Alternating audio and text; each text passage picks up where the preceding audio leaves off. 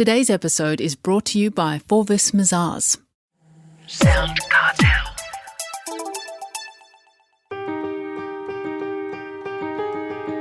From SoundCartel, I'm Nicole Goodman, and this is Business Essentials Daily.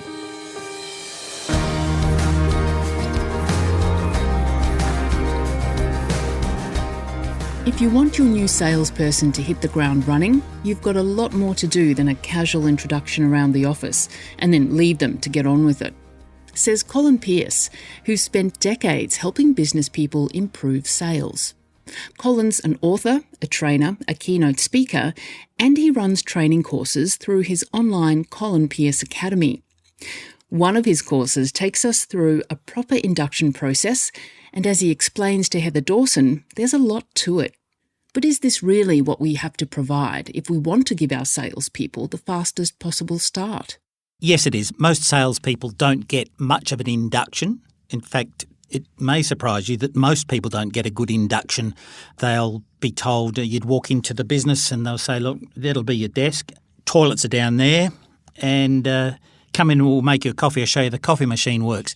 And that for many people is induction. You come back to your desk with your coffee and then the chap says, well, this is the product manual. Just look through that and start memorising prices and I'll catch up again. Perhaps we'll go out for lunch. And you're supposed to work it out from there. And you try to copy what the other salespeople are doing. You try to listen into their phone conversations.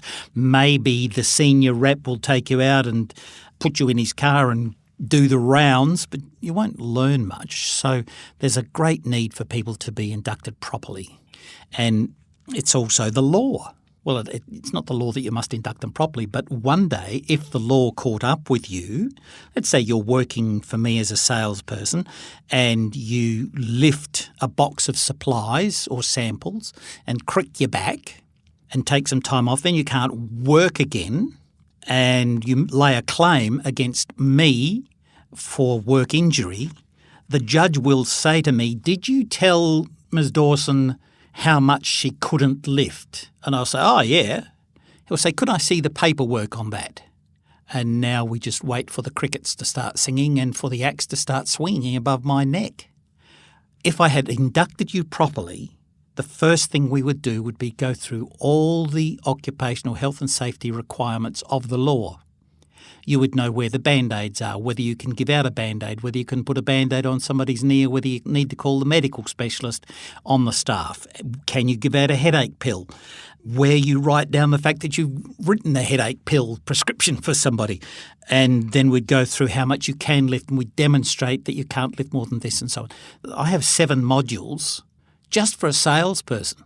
It's got nothing to do with whether you cut your hand off in the guillotine or anything else. It's just about how you get to manage your job as a salesperson and get you selling quicker without all the fuss and bother.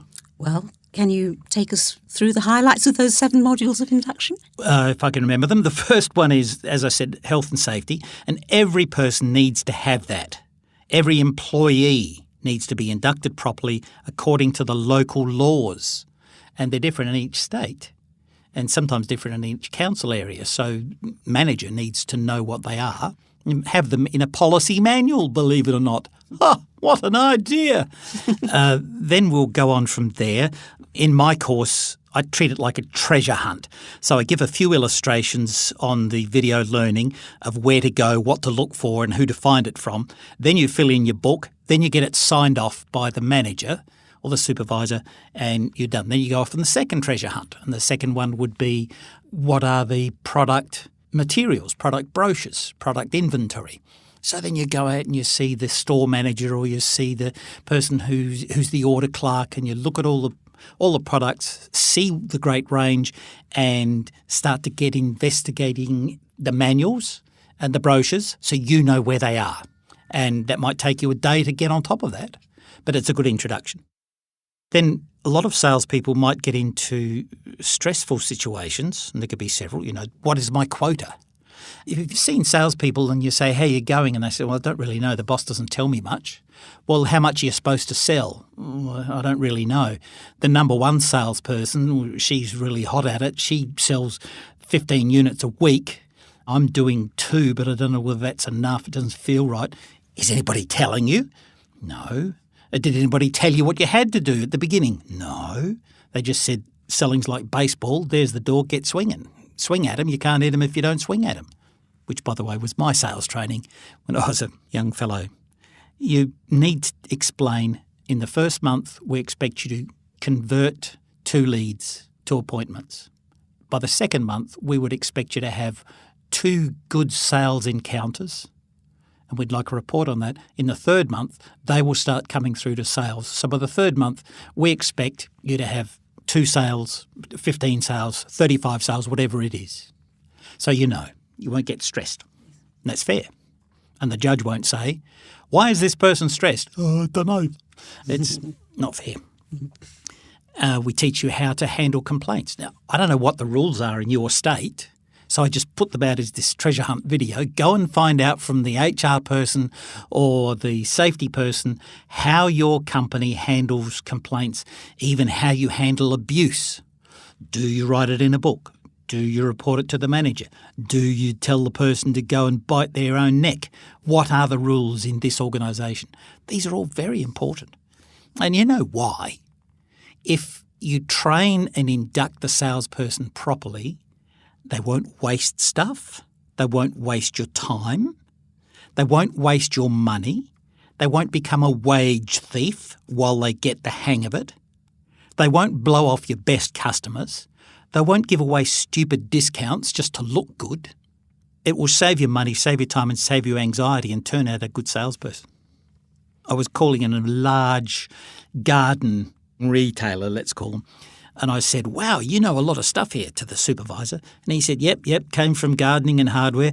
I said, not everybody here knows as much as you. And he says, company policy is give them a job, don't tell them anything and just get them to pick it up in 6 weeks. They'll sort of have a working knowledge. I stood there with my mouth on my shoelaces. I said, how much is that costing? Selling the wrong product to the wrong people at the wrong price, giving stupid discounts, no advice and making people feel miserable about ever coming here. Induction would have taken 3 days using my system at the most, but they didn't do it. Suffer in your jocks, they used to say. Any more before we end this topic? Look, I think it's important that everybody in the business gets involved in the familiarisation and induction process.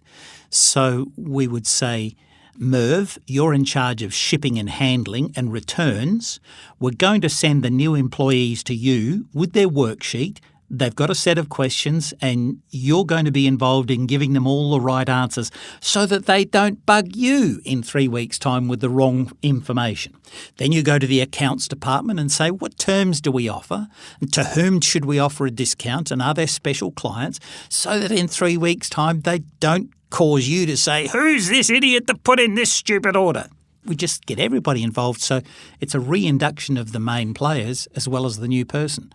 And I've got to say, I've seen so many people who, even at the most senior level, get a 3-hour blast from the HR manager.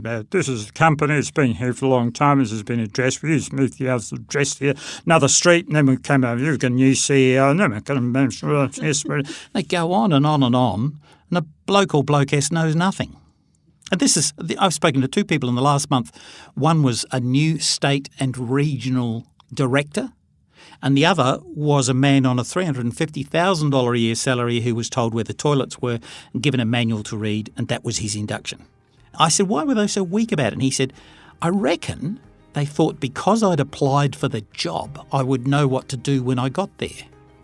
But he didn't know their policies, their procedures, their returns, their documentation, nothing. And it's so simple to do. Everybody ought to do it for safety reasons and for economic reasons. That was business coach Colin Pearce.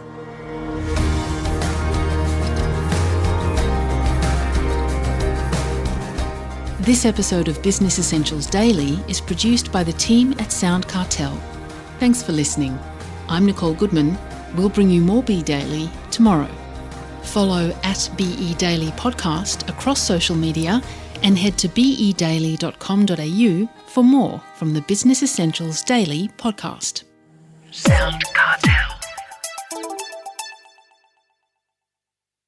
This episode was brought to you by Forvis Mazars. To find out more, visit forvismazars.com/au. That's FORVISMAZARS.com/au.